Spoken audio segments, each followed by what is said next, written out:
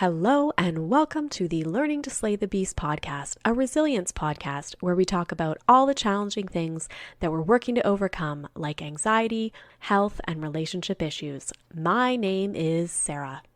Welcome to the Learning to Slay the Beast podcast for another conversation about all the challenging things. I've been on a little hiatus. I've had some things going on in my personal life and I've needed to take a little break and a little time for myself. So I've been doing that for the past little while, but I'm back with an exciting episode this week where we are going to dig into the topic of supporting our teens. So we've had a few different episodes around health and wellness and happiness. And this week, we're going to get back into that learning on supporting our teens. I'm excited to learn more about this with a counselor and a social worker named Amy Shaffer Post. She's going to talk about supporting our teens and especially their mental health. Amy has an extensive background in supporting teens in the school system, being a learning counselor, a school social worker, a therapist, and a clinical manager for the last 15 years. She also holds a Master of Social Work and has developed and delivered many training sessions and workshops throughout her career. I really look forward to her thoughts and how best to support teens. We get into understanding some of the issues that they're struggling with today, and it's such a vast array of things. Also, what we should look out for with our teens to know when they might need more help, especially in the mental health area. And then what types of tools she's recommending in her work. Also, we talk a little bit about tweens, so getting into that preteen versus teen, what's the difference and how do we approach that? And again, some key tools in that area as well. So I hope you enjoy this episode and that you learn as much from Amy as I did in terms of really being able to lean into this group, especially if you're a parent or maybe an educator that's working with teens. Enjoy this episode with Amy Shaffer Post. So welcome, Amy, to the podcast. I'm happy to connect with you today. Thank you so much for having me. I'm excited to be here. Awesome. So why don't we start with you providing a background about yourself and then maybe how you got into helping? Sure. So I am a licensed clinical social worker in both Pennsylvania and Maryland. I really I knew what I wanted to do when I was a teenager myself. I knew I wanted to be a therapist and help teens because I was in a position where I had a therapist who was really helpful to me. And I thought, man, if I could do that for even one person, that would be really phenomenal to give back in that way. So I have had a variety of opportunities to support students and teenagers over the course of time. You'll hear, I'll say students a lot because the vast majority of my time has been in schools where I have supported students with emotional disabilities in being able to access their education and function in their day-to-day lives.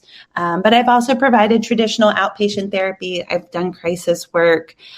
So I've kind of been around and seen it from different perspectives. And I love this work. I love the age group.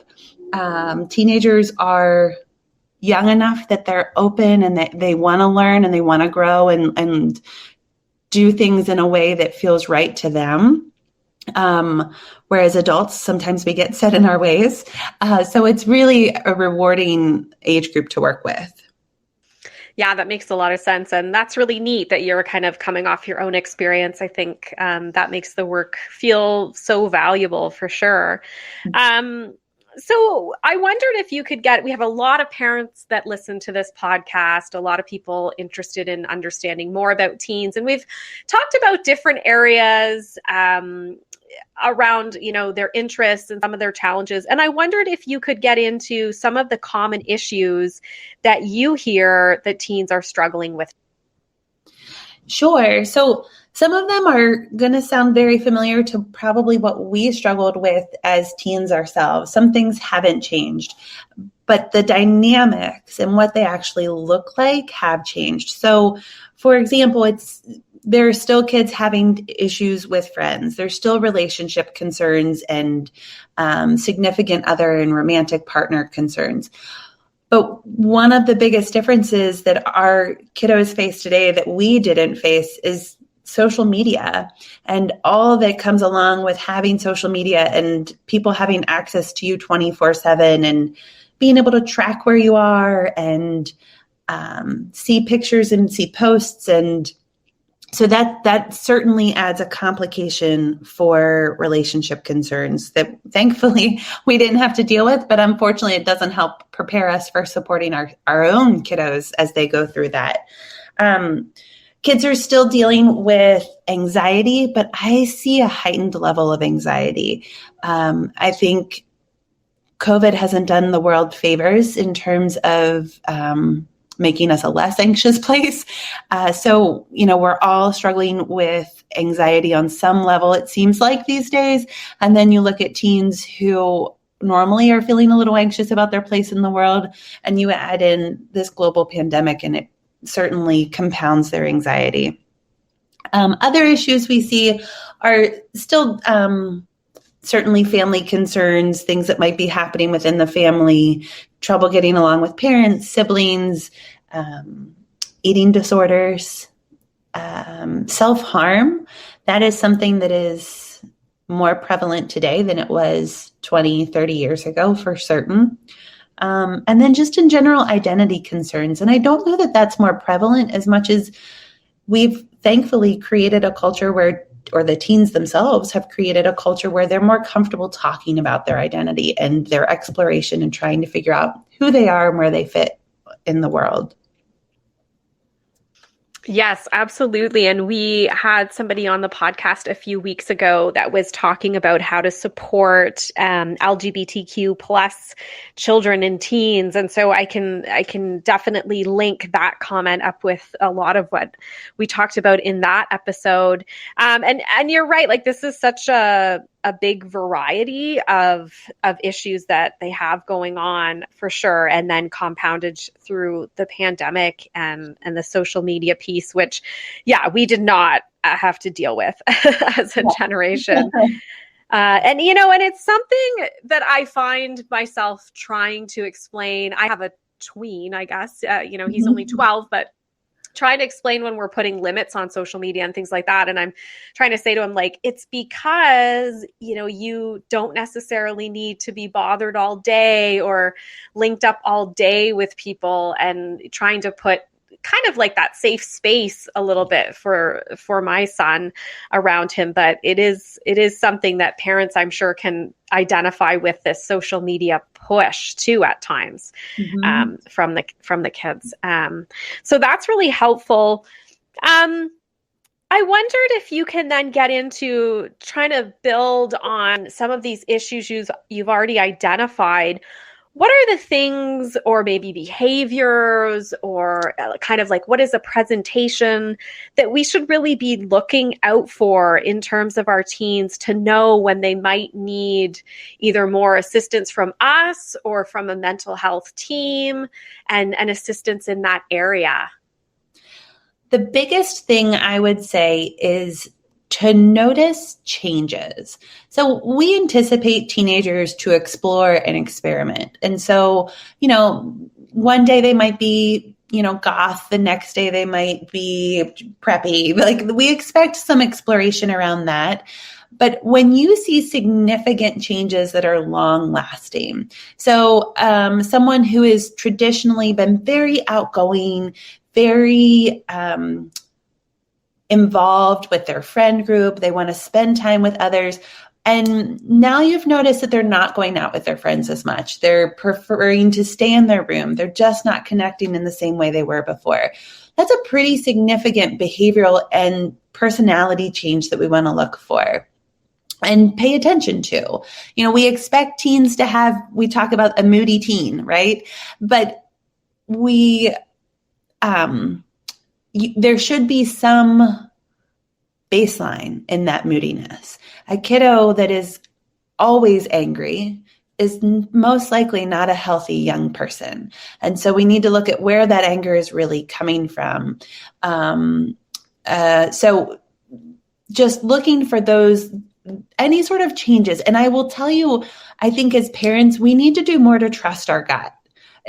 It's really powerful. And if our gut says something seems wrong and something seems off, then we need to trust it and approach it.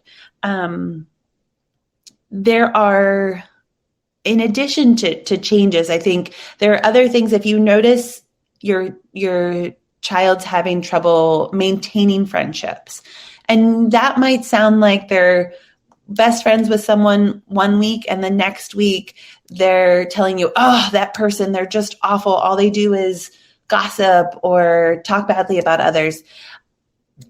Pay attention to that. Does that become a pattern that they're constantly switching friend group to friend group?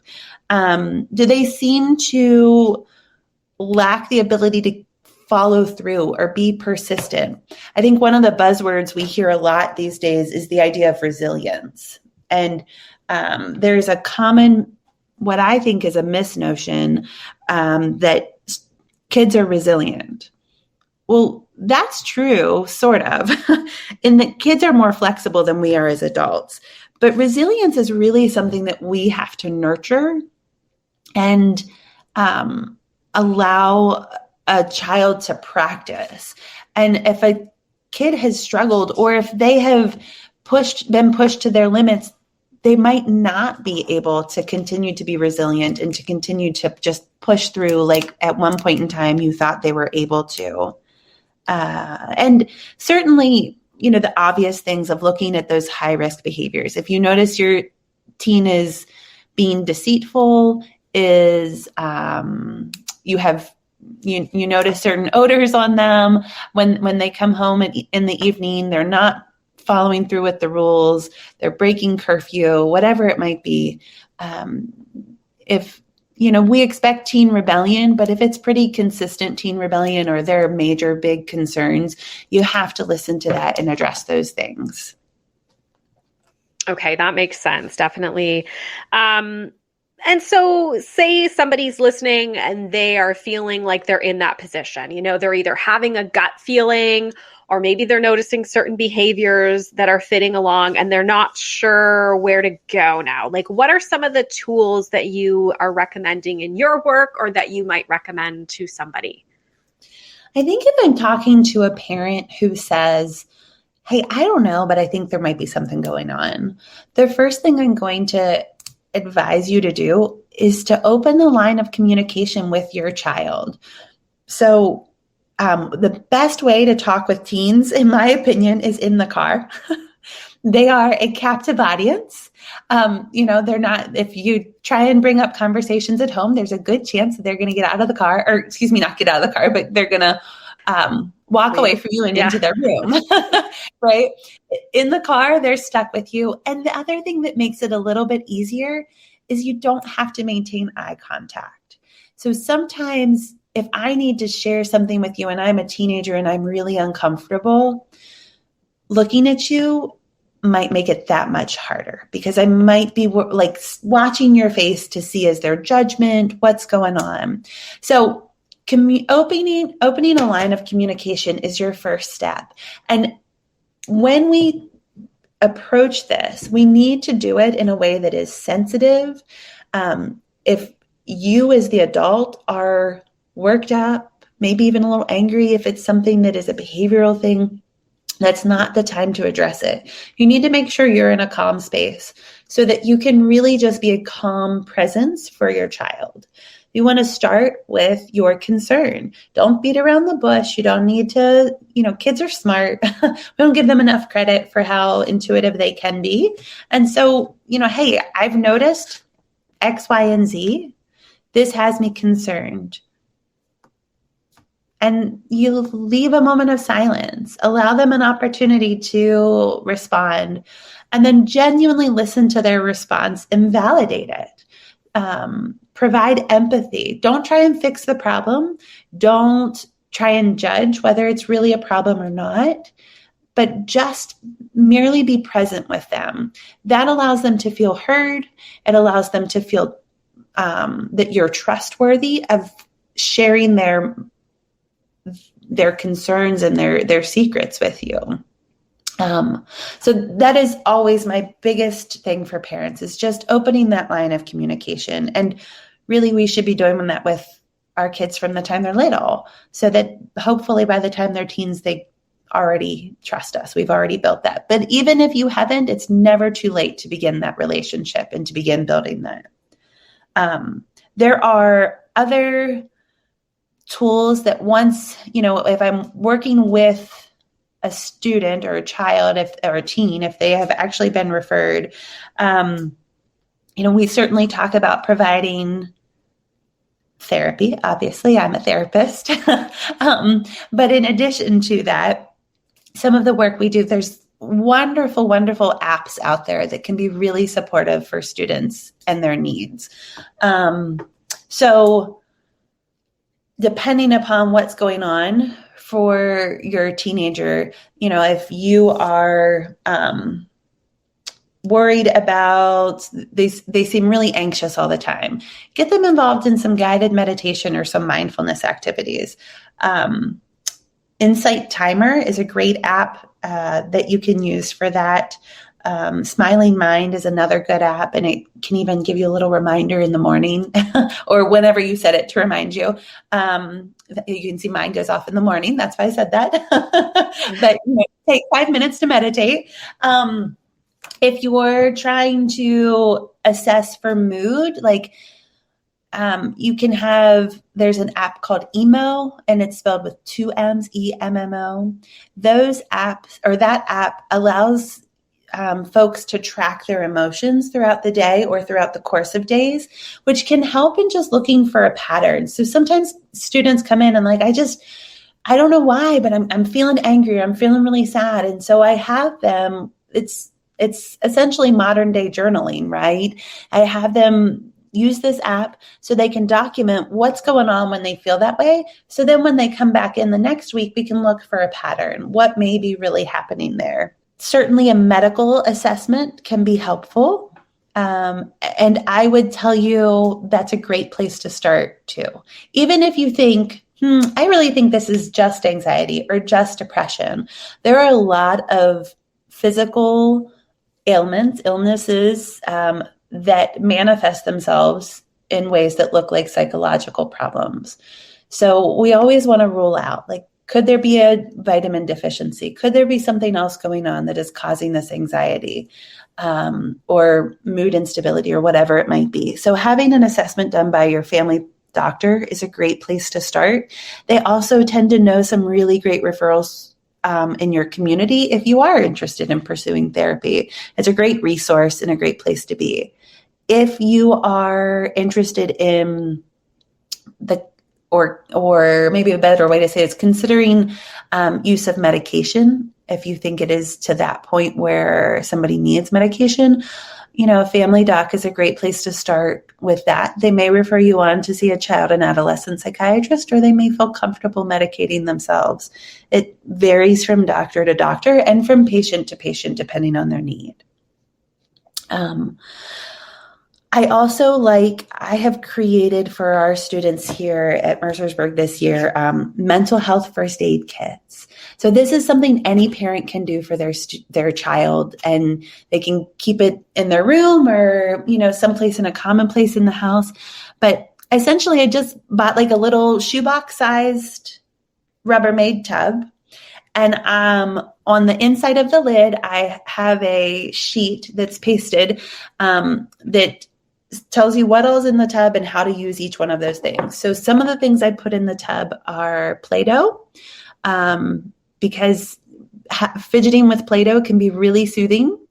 I have note cards and pens. There's adult coloring sheets and colored pencils. There are little notebooks that kiddos can journal in and then take them with them. There are rubber bands for those who are struggling with thoughts of self-harm or self-harm. Putting a rubber band around your wrist and snapping it gives you a much safer sensation than the sensation of cutting. But I have students who report that is beneficial in helping them prevent cutting. There are also balloons to help slow down breathing.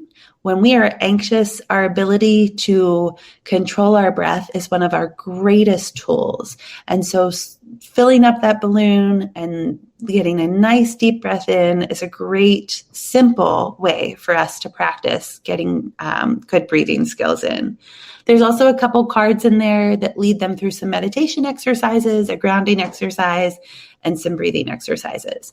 So it's a simple thing you can have that anyone in your family could access. I say do it for your teens, but really it's something we all could use from time to time. Mm-hmm.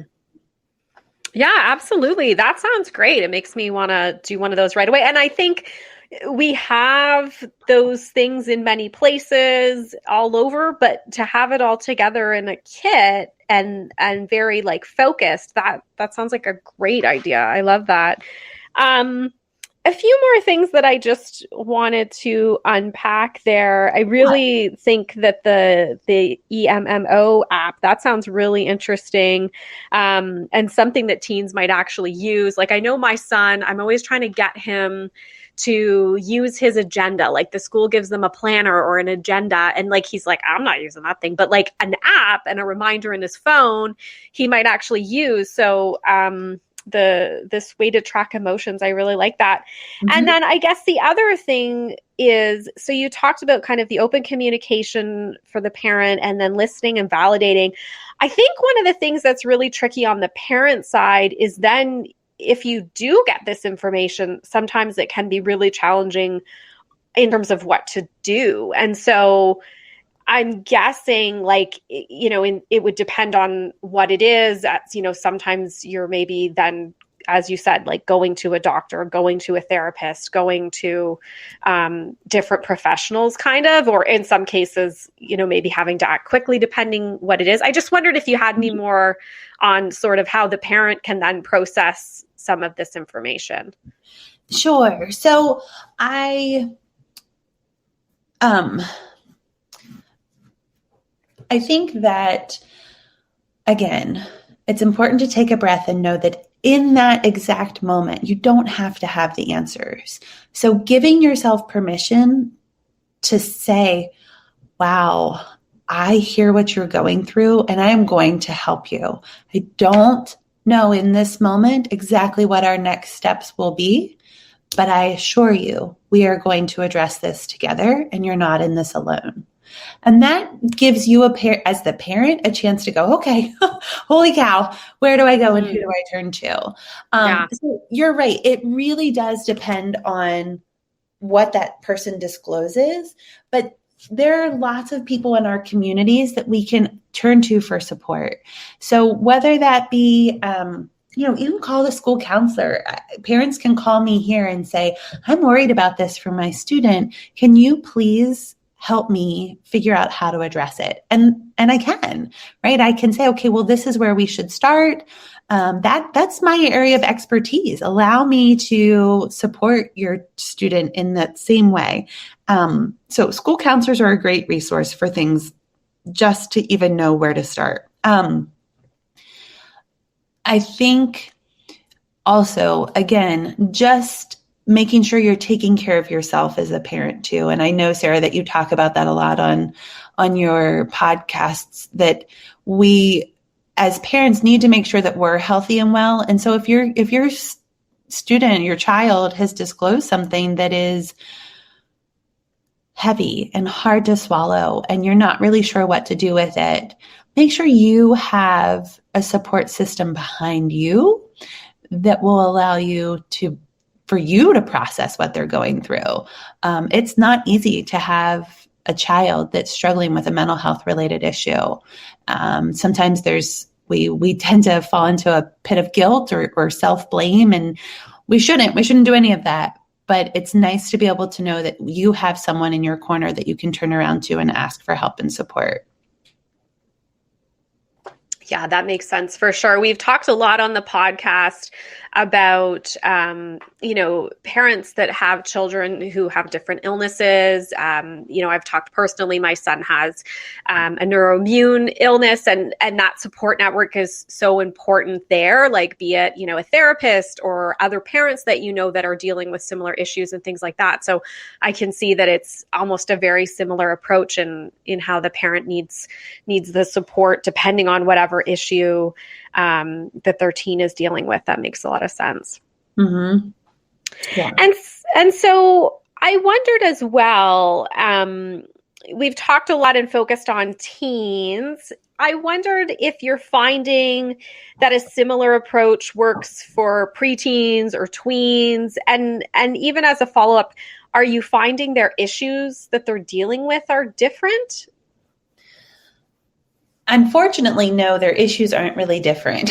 I would like to say that they are, because I don't like to think of our tweens and our young ones dealing with some of these more significant concerns, but they are.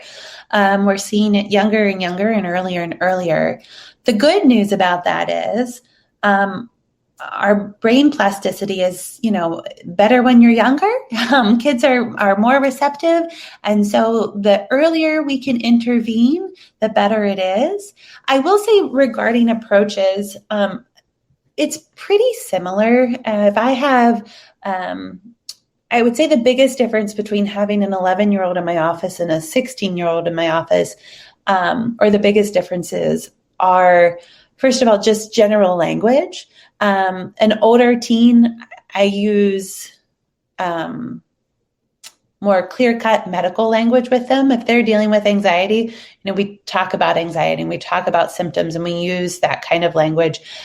Whereas with a younger, and especially depending upon maturity level, but with a younger child, we'll talk about it a little bit differently. With my wee little ones, we talked about anxiety monsters and things like that, just to give the context that is approachable for their appropriate age.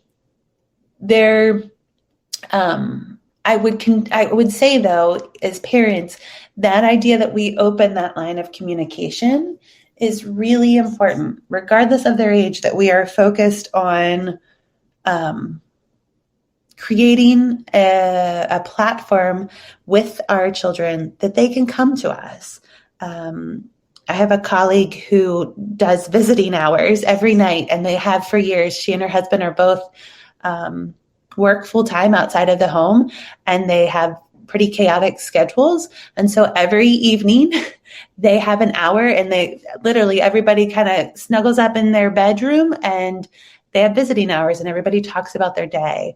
It's just finding that time that works for you as a family to open the dialogue and continue whatever it is. It might be something really fun, but it might be something really significant that they need to share. Yeah, so that's really interesting. It's funny that you mentioned the visiting hours thing. I have noticed we tend to make sure that we always eat dinner together. And I've always heard that's great for engaging your kids. But I find that that's not where you sort of get those deeper moments. I find the dinner table is great for this is what I did today, or funny stories and things like that. But I don't tend to really hear the feelings and things like that. And it tends to be closer to bedtime that those come out for us. So, others may find the same thing, but I can see how the visiting hours maybe works. Yeah. And the same thing's true in my house. And I think in part, it's just a more casual time, Mm-hmm. Yeah. Yeah. Yeah, absolutely. They've maybe come down from that big day at school where they're so hyped up. And then it's as they get closer to bed, they're a little more relaxed and open up a little bit. So that makes a lot of sense to me. I wondered, before we wrap up, you've touched on so many wonderful things that I think this is going to be a really helpful overview for listeners in terms of where they should watch out for and some of the tools and things like that they can think about. Is there any other piece of advice or tool that you want to share for listeners at this point? I think the most important thing we can do as parents, actually, there are two things. The most important things are, first is to acknowledge and accept all feelings for our children. So all too often, we want to sweep away the bad feelings, right? We just want our kids to feel happy. And so when they're sad, when they're disappointed, when they're worked up, we try and solve that issue and make them feel better. And what that does is it does a couple things. One, it teaches them that those feelings aren't okay because we're not acknowledging them. And we're saying, oh, goodness, we're not literally saying those words, but if you're feeling sad and I'm like, oh, I got to do something to make you feel better, then the lesson we're teaching is it's not okay to feel sad. But it really is. And unfortunately, we've been raised thinking that it's not okay to feel those feelings. And then we become unhealthy adults who refuse to feel those feelings. And that is not a healthy way for us to go through our existence. We must be able to feel the deepest of sorrows in order to feel the highest of joys. So without being able to openly acknowledge and be okay with it, it's okay for your child to feel sad. And when your children are really little, or even when they're older, I think it's also our job to try and label those feelings and allow our children to correct us when we're wrong. But, Brene Brown did a study and asked people how many feelings they could name. And the average was 3. And essentially it was mad, sad, glad. Right. Yeah. And there are so many more. And if all we say is, I feel sad, but really I feel disappointed, or I feel let down, I feel anxious, whatever it might be, it helps us know then how to manage that feeling. And we can acknowledge it and say, okay, why am I feeling this? Our feelings are for a purpose. So what's this feeling doing for me? And then what's the next thing? How do I move beyond? Or do I need to move beyond? Or do I need to just feel this for a little bit? So I think as adults, as parents, we need to make sure that we're teaching that to our children. And one of the best ways for us to teach that is my second piece of advice, and that is to model it. So that how's the old saying go? Like,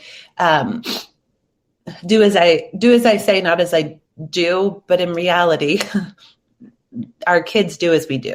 Mm-hmm. And so if we can own our emotions and say, you know what, right now I'm feeling very challenged.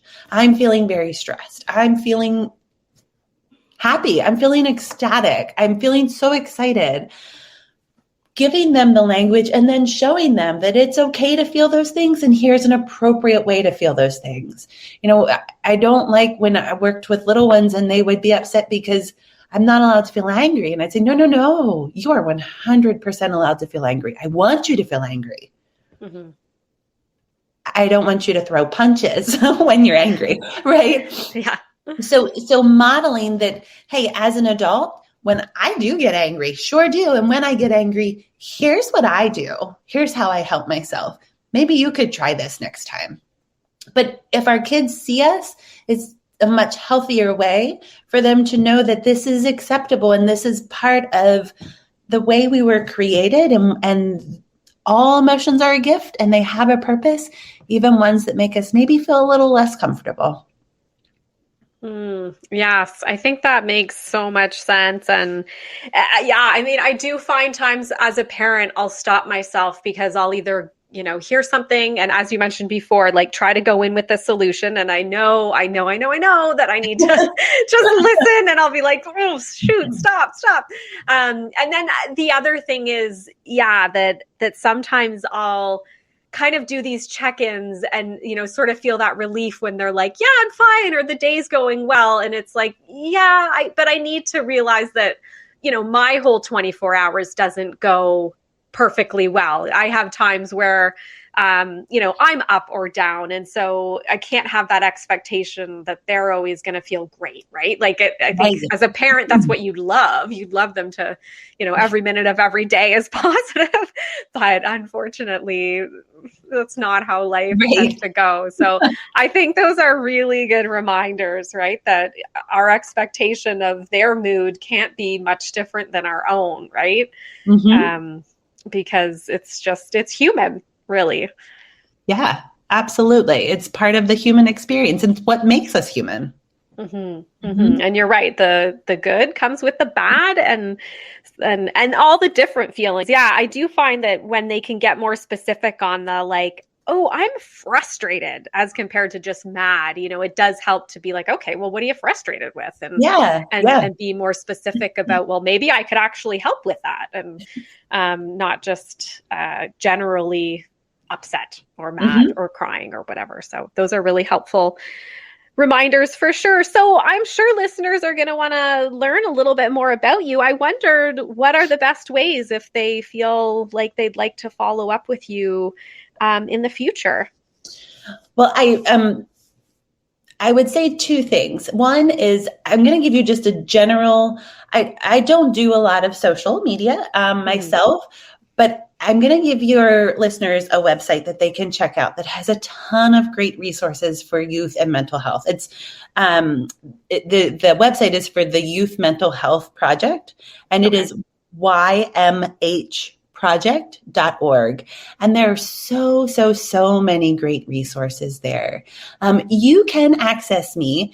You can access me through mercersburg.edu, and then under counseling, you'll see my information that you can access me there. You're welcome to email or call. I am happy to try and give you some guidance or direction if you're dealing with something. But I'd also encourage you to reach out to your own school and what resources may be available there. I think that's a great, often underutilized knowledge base. Mm-hmm, mm-hmm. No, that's great. And I think those are places that people can follow up and start to dig in a little bit more. That's perfect. All right. Well, Amy, I really appreciate your time today. I think this has been really wonderful and helps sometimes parents that maybe feel like their teen is a bit of an enigma to figure out what is going on and the best ways to start to peel back some of those layers. So I really appreciate your time today and thank you for joining me. You're very welcome. Thank you for having me. I appreciate it. Thank you so much to Amy Shaffer Post for this great interview today. I really learned a lot. I thought it was a great conversation. Feel free to check out the resources that she mentions, ymhproject.org, or finding her on the mercersburg.edu website under counseling. And she mentions you can email, call if you are looking for information. Again, I really appreciate you tuning in, especially after this long hiatus.